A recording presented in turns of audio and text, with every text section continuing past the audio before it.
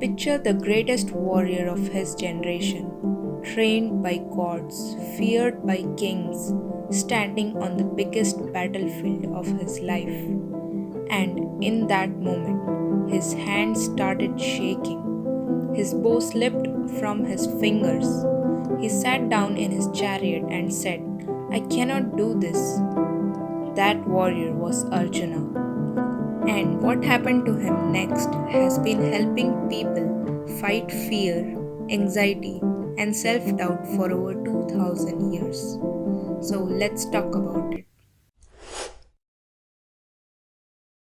This is the Bhagavad Gita, a conversation embedded inside the great Indian epic, the Mahabharata.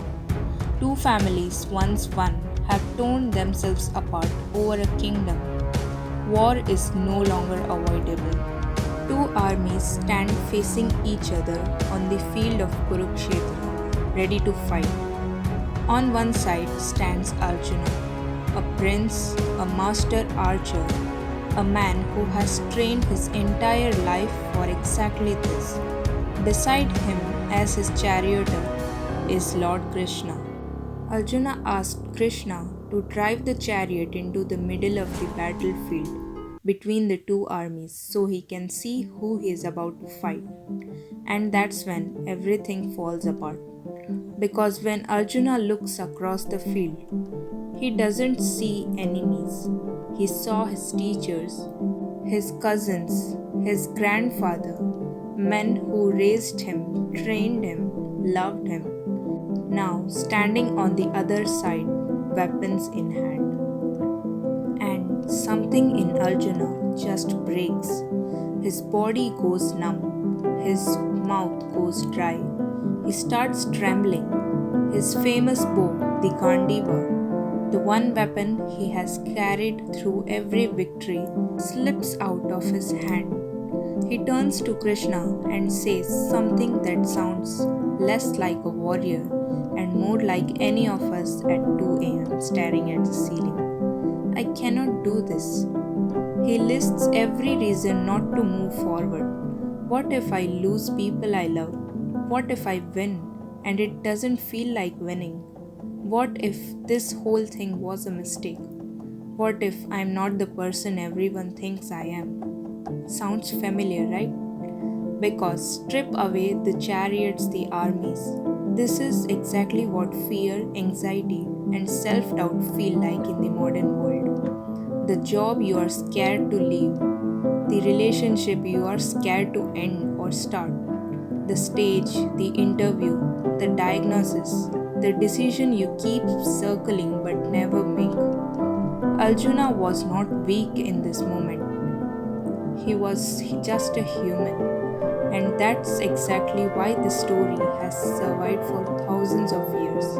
Because everyone eventually drops their bow at one point. Here's the first thing worth noticing. Krishna doesn't tell Arjuna to just calm down. He doesn't say you'll be fine or don't worry about it. The stuff we say to people in pain because we don't know what else to say. Instead, Krishna does something much harder. He sits with Arjuna in the collapse and then starts asking him to look closer to understand what's actually underneath. Let's break down what Krishna actually says. Krishna reminds Arjuna that he is not the fear he is feeling. In the Bhagavad Gita, Krishna says our true self cannot be harmed by weapons, fire, or water. Whether you take that literally or not, the lesson is powerful. You are not your anxiety. Anxiety is something you experience. It is not who you are. It is like a storm passing through the sky. The storm is real, but the sky remains. When we are anxious, we often think I am broken. Krishna gently changes that perspective. You are feeling fear, but you are not fear. That small shift from I am afraid to I am experiencing fear creates space, and that space weakens anxiety's hold.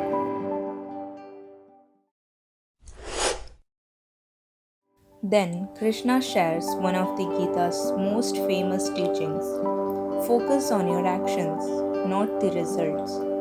Most of our anxiety doesn't come from the work itself, it comes from worrying about what will happen afterward. Krishna's advice is simple: give your best, then let go of the outcome. This doesn't mean results don't matter, it means worrying about them won't help you do better. It only creates more stress. The same is true for self doubt. We often believe our value depends on success. Krishna reminds Arjuna that it doesn't. Your job is to act with honesty, courage, and full effort. The outcome is never completely in your control. Notice what Arjuna was actually doing when he collapsed. He wasn't just afraid to fight, he was stimulating every possible painful future all at once: the grief of loss, the guilt of victory, the judgment of others.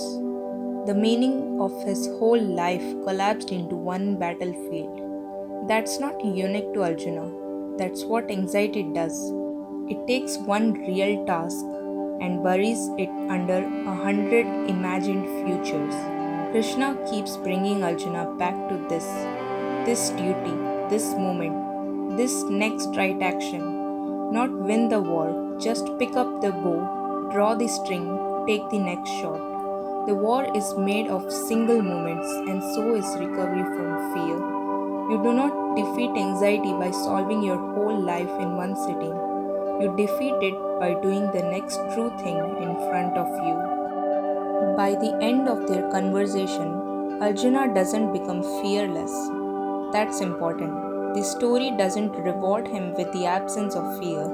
What changes is his response to it. He stops asking, how do I make this feeling go away? And starts asking, what is mine to do right now? And with that shift, Arjuna picks up his bow back because he finally understood it wasn't the fear's job to decide what he does next. So, how do you actually apply this the next time your bow drops? The next time your hands shake before a hard conversation, a big decision, a deadline, or a doubt that won't quit? Three small shifts straight from the chariot of Kurukshetra. 1. Name the gap. Whenever anxiety hits, silently say, I am feeling fear instead of I am afraid. That tiny shift creates the space Krishna created for Arjuna, the space between you and the feeling. Second, loosen your grip on the outcome. Ask yourself, am I afraid of the task or afraid of how it turns out? Commit fully to the action. Consciously release the ending. You cannot control it anyway. 3. Come back to the next single action. Not the whole war, just the right next thing. The next sentence, the next step, the next breath. Let that be enough for now. Arjuna's story isn't really about a battle between two armies. It's about the battle every single one of us fights internally, usually in silence, usually right before we are about to do something that matters. Somewhere between the moment Arjuna's bow hit the floor of that chariot and the moment he picked it back is where most of us live right now. So, you do not have to wait until the fear disappears to move. You just have to pick the bow back up. If this story helped reframe something you were carrying, then hit subscribe. And thank you for watching.